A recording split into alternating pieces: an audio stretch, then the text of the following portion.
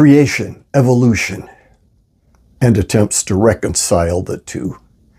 I have a host of Christian friends who accept the theory of evolution as truth. I can't. I just can't.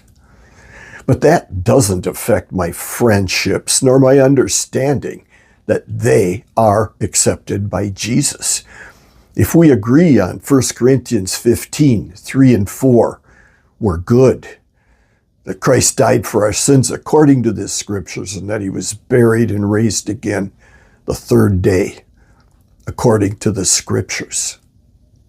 The theory of evolution has so strangled our education and legal system, and not through science, by the way, but through the expressed efforts of the ACLU, and permeated society, that a majority of our population, Christian and non-Christian alike, has been convinced that evolution is a proven fact of science, and conversely that scientific creationism is an oxymoron.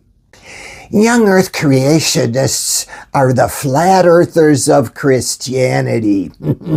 That statement seems to have gone viral, multiplied by those who think it's cute, but are clueless regarding its truth. As a simple start toward understanding, I suggest the book In 6 Days. It's a collection of 50 essays by 50 PhD scientists explaining why they are creationists. If you prefer videos, I suggest the YouTube series from Dr. James Tour. Who is he? Google him. I can't imagine anyone more qualified to speak on the topic. His focus is the biological impossibility, absurdity even, of evolution. And there's so much more. Even I, a nobody, have over 100 creationist posts on TikTok and YouTube. My belief in a literal Genesis account is rooted in science more than in the biblical text. And for me, mostly in statistics and physics. And I explain that ad nauseum in my posts.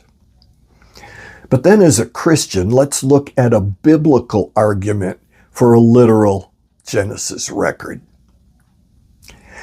Some say that Genesis was written as poetry, therefore can't be taken literally. A good discussion of that if P then Q thought is here. That is the thought, if it is poetry, then it isn't literal.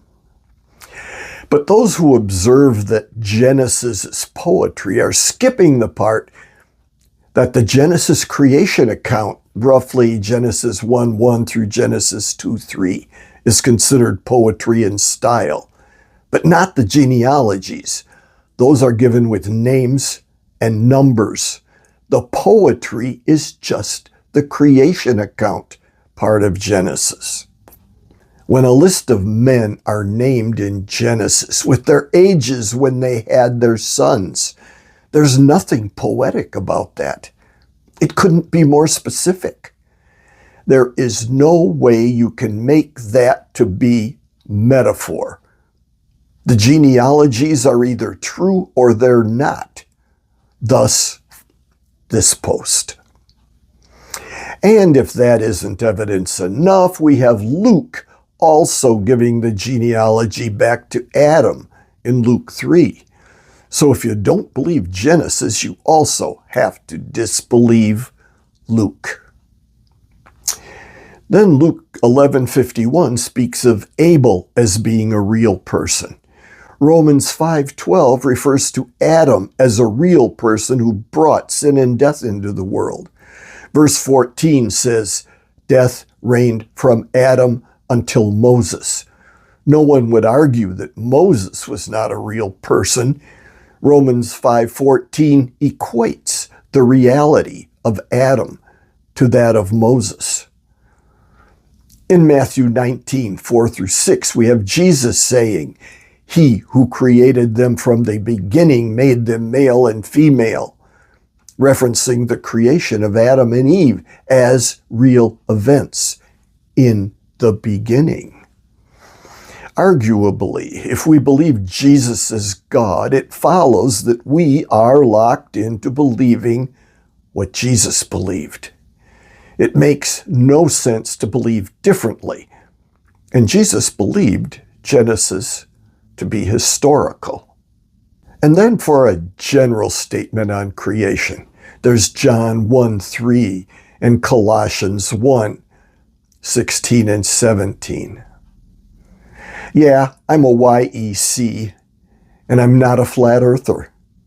I'm a studied, reasonable, modestly educated YEC among untold numbers of YECs who are much more educated and smarter than me.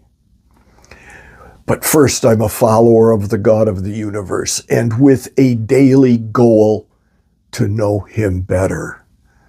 That's first.